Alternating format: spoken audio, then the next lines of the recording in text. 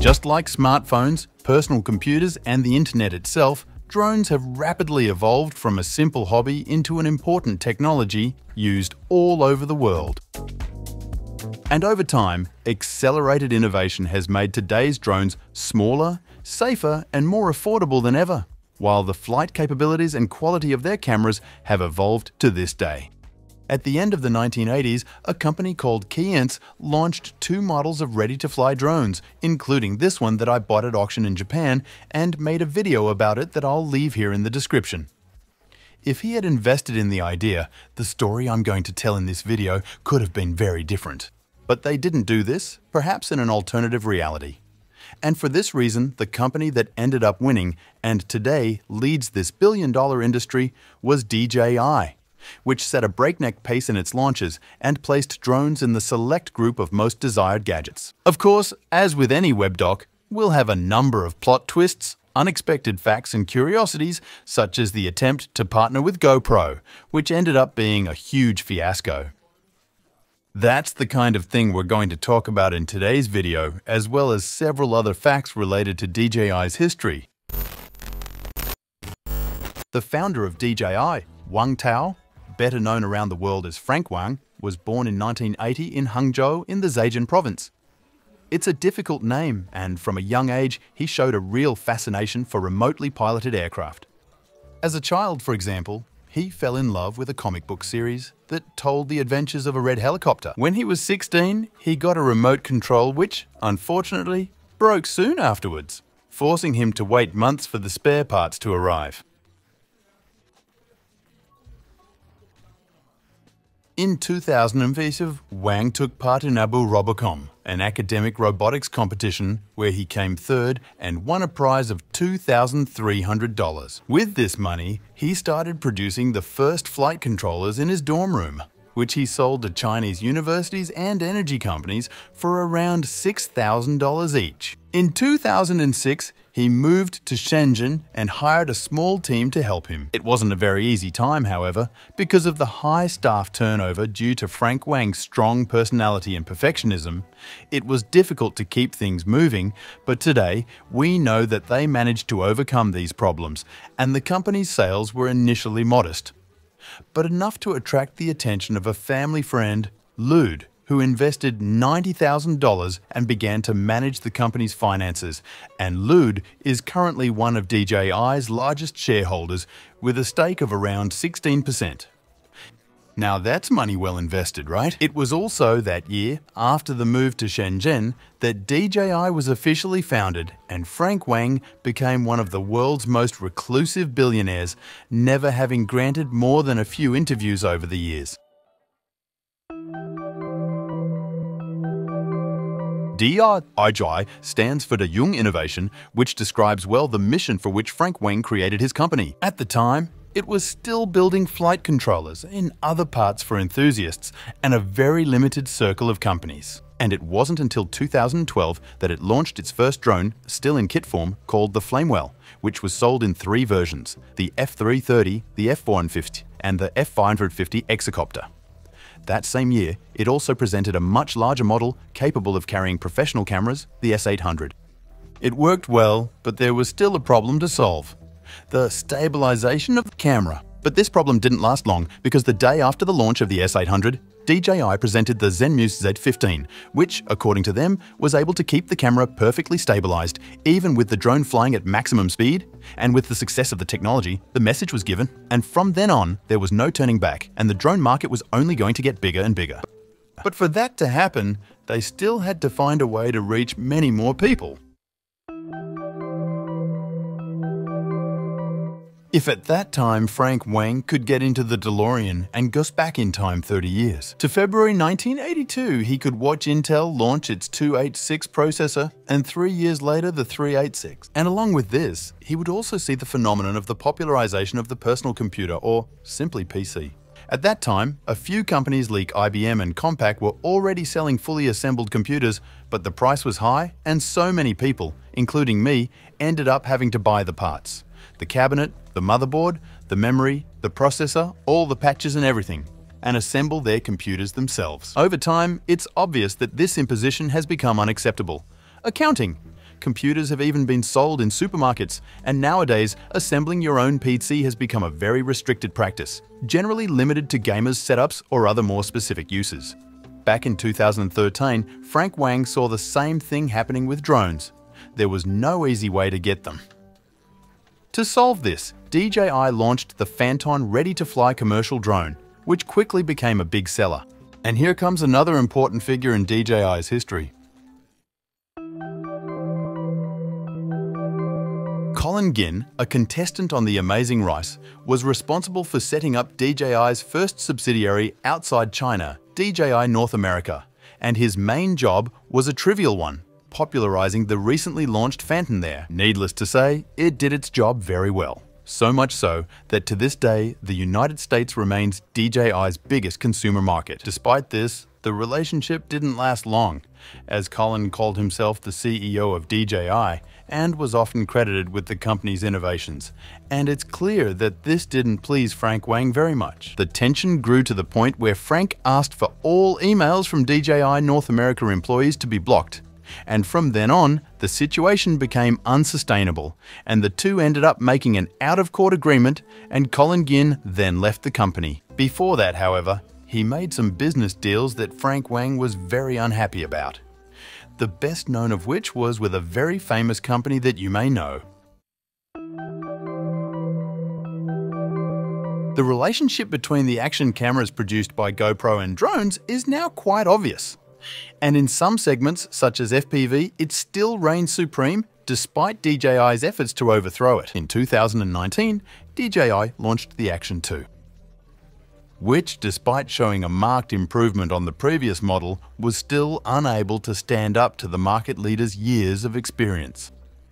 Well folks, if GoPro was late to the drone market, the same can be said of DJI when it comes to the action camera market. But back to our story. If we can see this relationship today, imagine what it was like back in 2013 when DJI drones didn't even have cameras. At the time, Chris Anderson, CEO of another drone company called 3D Robotics, which also had a relationship with GoPro, said that around 10% of all GoPros sold were used in drones. And Nick Woodman, CEO of GoPro and surfer in his spare time, noticed that drones were increasingly used to record sports, such as surfing, which he enjoyed so much.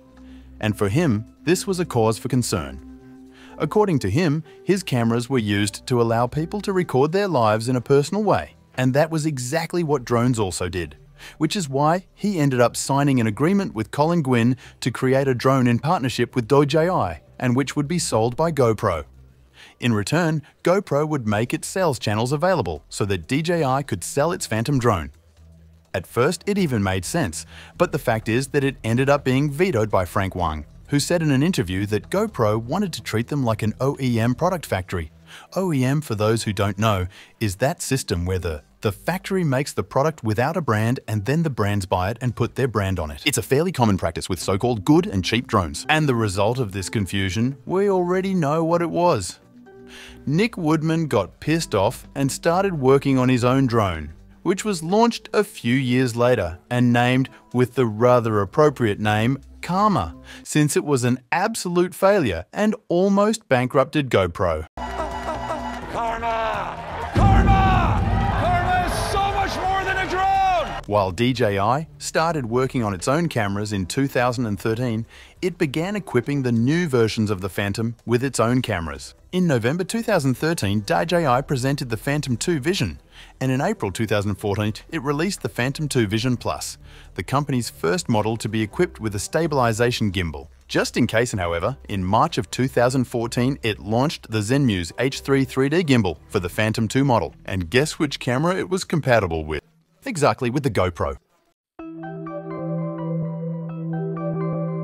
If the launch of the Phantom proved that there was no turning back from the consumer drone market, the Phantom 2 Vision showed DJI that perhaps its purpose wasn't simply manufacture drones after all, but image capture. From then on, no other consumer drone from the company left the drawing board without an installed and stabilized camera. And for heavy users who used larger cameras and equipment, it began to offer new large options such as the S900 and S1000, as well as the disruptive Inspire 1. all in 2014.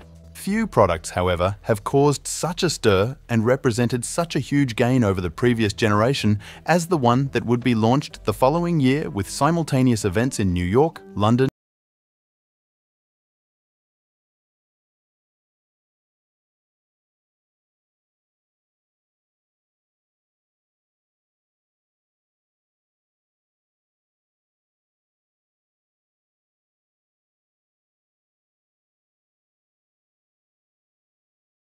the Phantom 3 was a breakthrough in the consumer drone segment. Along with it, DJI presented the DJI Go app, which functioned as the drone's instrument panel, and for the first time it was possible to fly the drone without having to read the manual or memorize light codes. Everything was easy to use and understand. It also came with a new integrated video transmission and control system called Lightbridge, which allowed the pilot to follow everything the camera captured in real time and also offered a range of up to 5 kilometers. Since then, several launches have followed, both to improve features and to make drones smaller and lighter.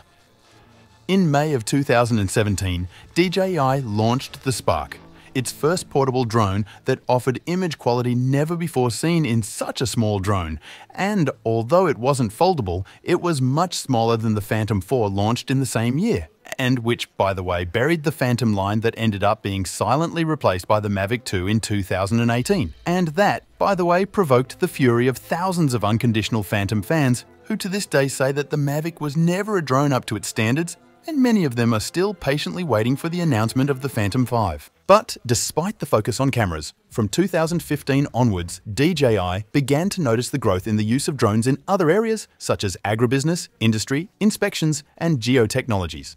As not to be left out of this party, DJI also started offering specialized drones, such as the Matrice 100, the Agra MG1, both launched in 2015, the Matrice 600 in 2016, the Matrice 200 in 2017, the Mavic 2 Enterprise in 2018, the P4 Multispectral in 2019, the Agra T20 in 2020, and the coolest drone of all time in DJI's Enterprise segment, the Matrice M30 in 2022. Just to name a few. As if that wasn't enough, DJI also decided to expand its range of audio-visual products not necessarily related to drones. 2015. Everything DJI put on the market was either a drone or for use with a drone.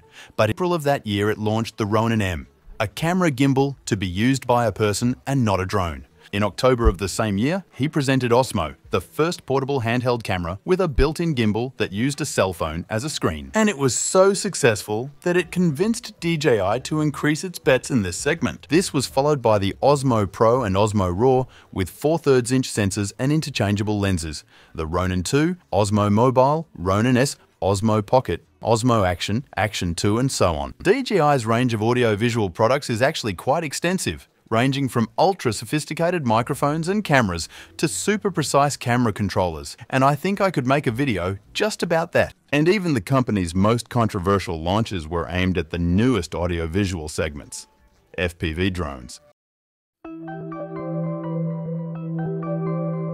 Although it doesn't seem like it, DJI's relationship with FPV goes back a long way.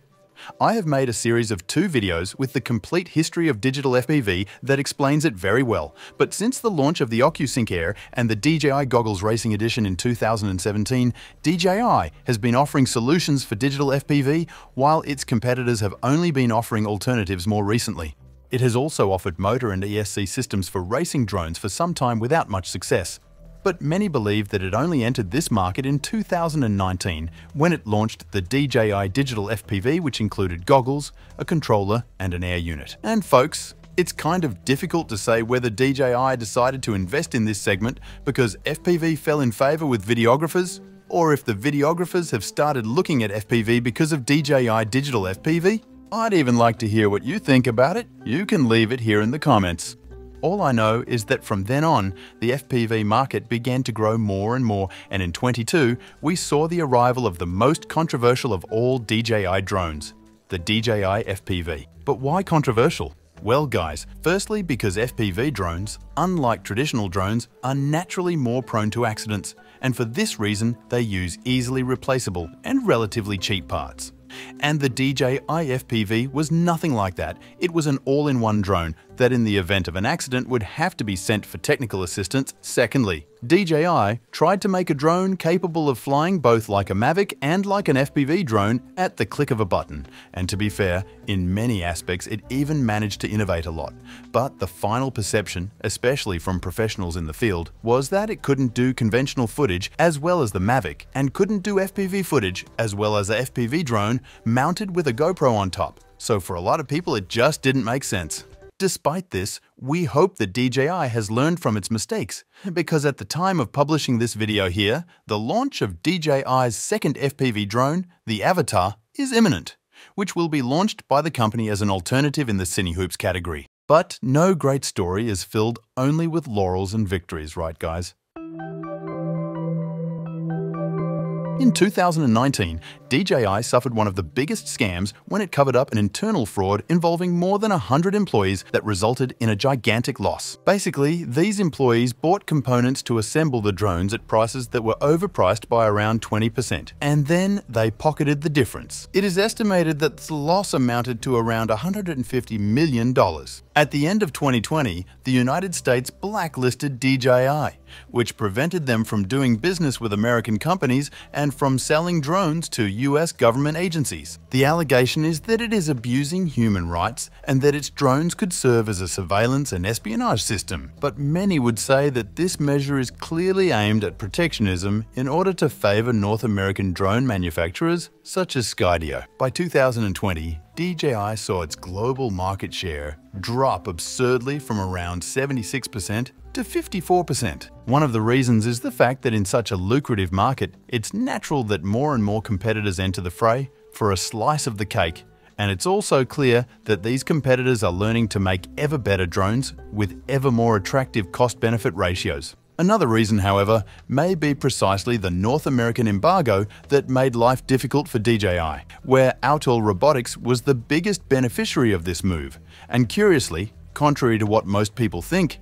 it is not a North American company, but a Chinese one, since it is a subsidiary of Autel, whose headquarters are in the same city as DJI. And to finish off this list, which is probably longer than that, DJI has sadly seen its drones play an extremely important role in the conflict between Russia and Ukraine, where they have been used not only for observation, but also for attacks with grenades and Molotov cocktails.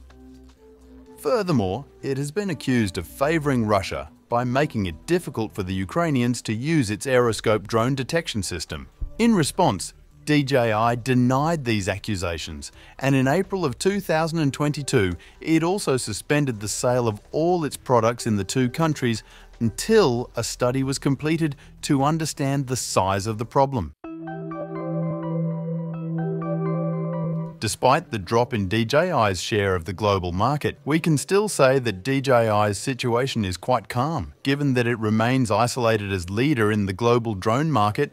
But if we're just talking about consumer drones like the Mavic and Phantom, for example, the business is still bordering on the absurd, given that it still has 94% of the global market. So the competition will still have to work hard to even be notated by it.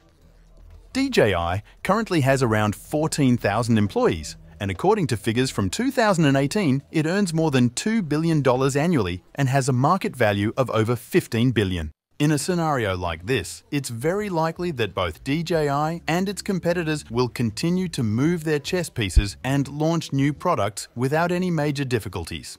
The obvious trend is that DJI's market share gap with its competitors will continue to diminish. But of course, this depends exclusively on the strategies of each of them and what they have in store for us over the next few years. That was it for today, folks. This was today's video, in no way intended to exhaust the subject. Of course, there are many other little details that have probably been left out, but I think that with this video we've already brought you a lot of new information about DJI that probably not many people knew about. If you like the video, leave a like and share it, and don't forget to check your subscription. As you know, YouTube is good at recommending videos from channels that you're not subscribed to, but it's also very good at unsubscribing you from channels that you might not have watched or interacting with. So check it out. And if everything's okay, let me know in the comments that you watched the video to the end, because I want to know who got here. Okay guys, that's it then. See you in the next video. Cheers!